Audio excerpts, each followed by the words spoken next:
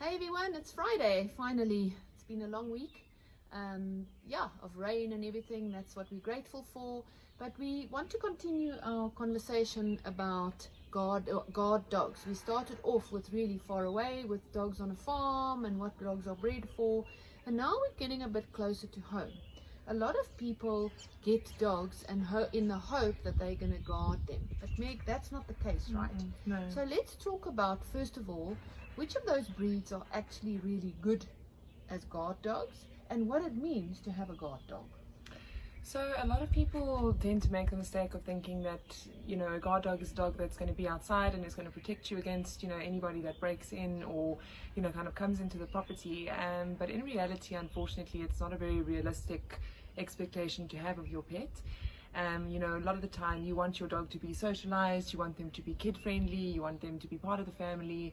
And unfortunately, you can't have that as well as having an actual, kind of professional guard dog.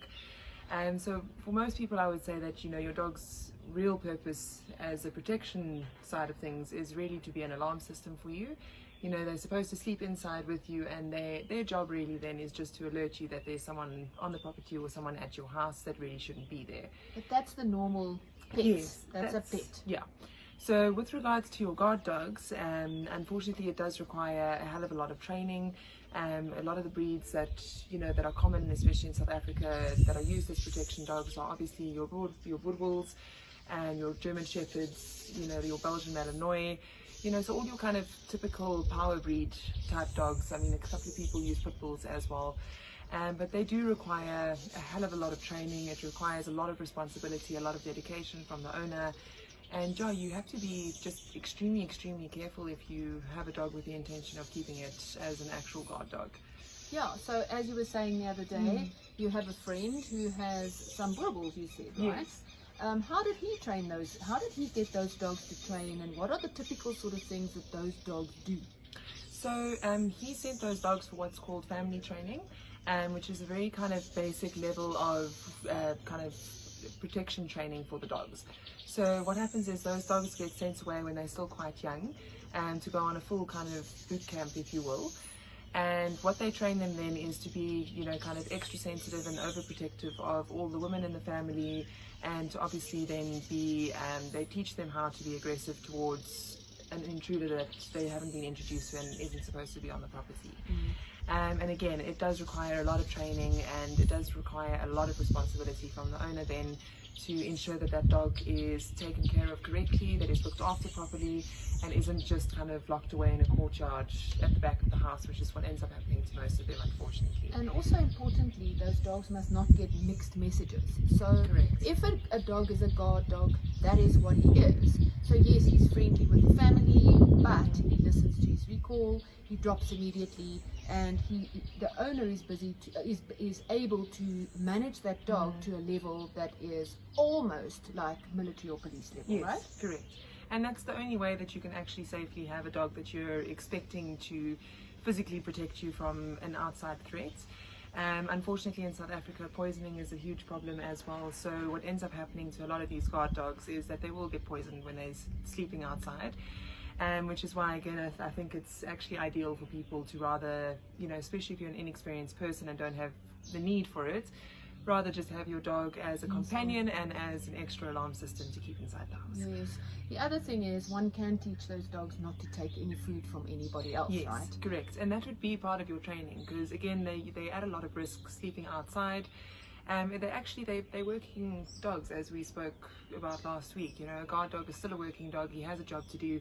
And unfortunately, part of the training is that you can't take food from strangers to reduce the risk of them getting poisoned while they, kind of patrolling the property. And a proper guard dog will not just bark. He will actually wait in the bushes until something happens and come on you unexpectedly. That's Correct. actually a proper guard dog. And then there's one breed I want to actually mention here. That's a Ridgeback, right? Yes. When we spoke the other day on our walk, we didn't mention it because I wanted to leave it for today.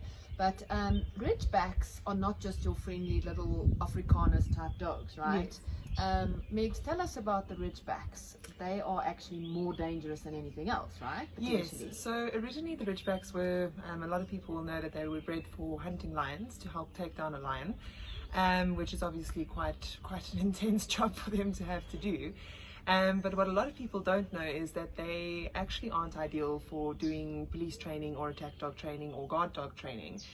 Because unfortunately their recall, once they've been set on something, so once they're attacking a person or they're attacking, you know, the foam arm or whatever, they unfortunately don't come back when they're called. They want to finish the job. Correct. So they latch on. So their recall coming back from, you know, attacking or being told to protect something, unfortunately, is not that strong, which makes them, you know, kind of not the ideal dog to do your police work or to have as a guard dog, because you won't be able to get control back after you've told them to do something. Yes. Yeah.